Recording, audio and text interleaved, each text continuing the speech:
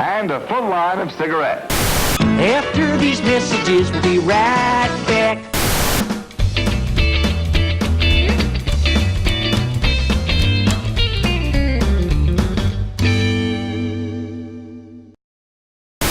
Walt Disney was one of the most successful Hollywood studio moguls in the history of American cinema. Today, the Disney Corporation owns the ABC Network, ESPN, A&E, and Lifetime, and as of 2012, the company's total assets were estimated at almost $75 billion. But Uncle Walt, as he liked to be called, was a figure more complex and controversial than any in the strange history of Hollywood.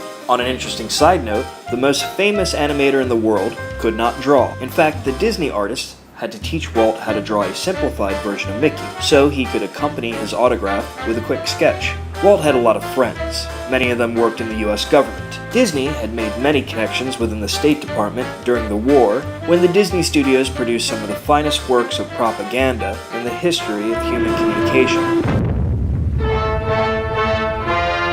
Taxes to bury the Axis.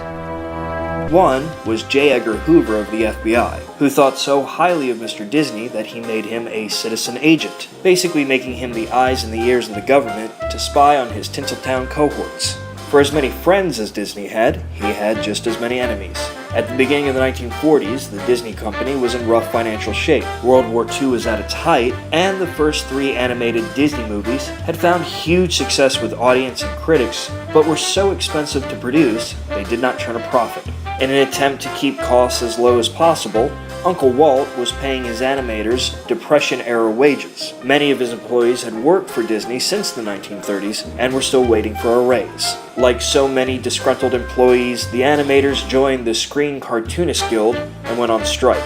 The striking employees could not have picked a better time to make their voices heard, just days before the beginning of production of the next big Disney classic, Dumbo. For 5 weeks, the animators remained on the picket line, bringing the production to a halt. So Uncle Walt went out and hired some second-rate animators who were just happy to have work and a great addition to their resumes. And the quality of the artwork of Dumbo reflects this change in staff. Gone were the detailed, lavish backgrounds done with oil paints and care, and replaced with watercolors and repeat backgrounds to make up for lost time and money. To add insult to injury, Walt couldn't resist taking a swipe at his department of Benedict Arnold's by including a scene in the middle of the film where a group of drunken clowns decide they want more money and go down to make their demands heard to the ringmaster. This idea is sensational! Let's go tell the boss! Hey, let's hit him for a raise. Yeah, sure. This is White Real Dough. Oh, we're gonna hit the big boss for a raise. Yes, we're going to hit the big boss for a raise.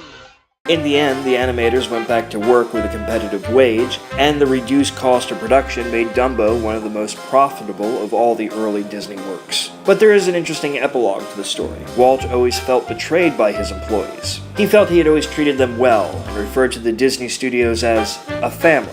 Special Citizen Agent Disney would have his revenge on the commies he blamed for turning his happy family against him. By the 1950s, the House on Un-American Activities was on a witch hunt for communists hiding in the working class of Hollywood. Their star witness?